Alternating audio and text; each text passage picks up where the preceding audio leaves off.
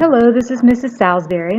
I wanted to make this video as an opportunity to get a little more explanation behind the notes that I'm giving you today, since I'm not going to be here. So what I'll do is I'll take it piece by piece, section by section, and just do a little video on each section.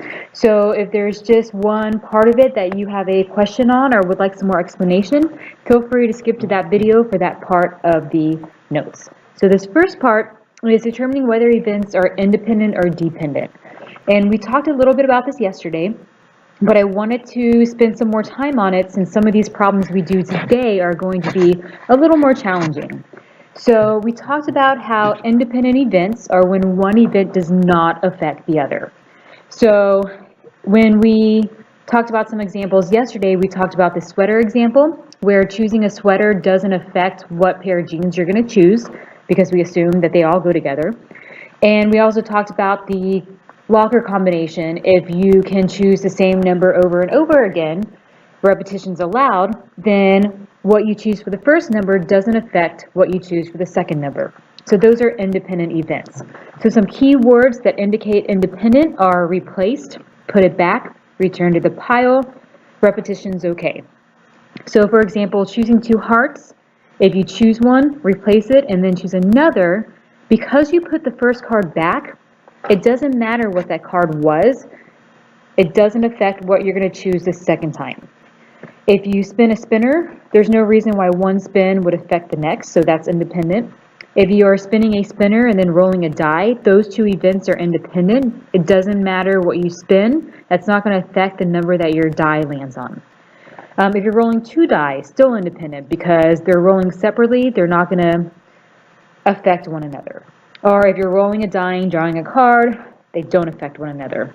Another example would be randomly choosing answers for a multiple choice test and answering the first two questions correctly because your guess on question one theoretically doesn't affect your guess on question two. So that is actually an independent event.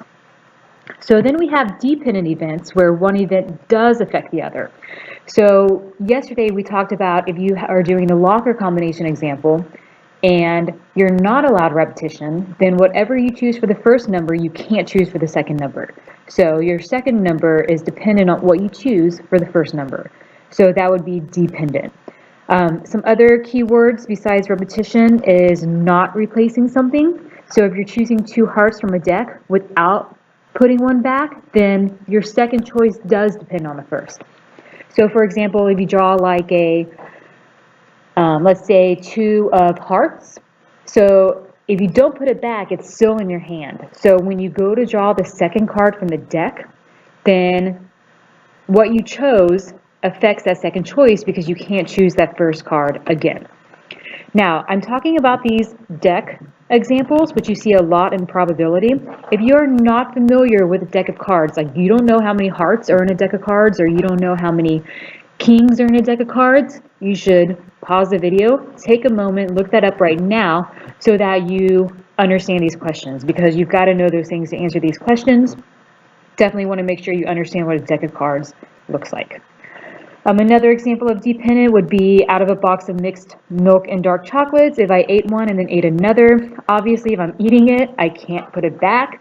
That would be really gross. So then that is definitely dependent. What I choose the second one, it can't be what I chose the first one.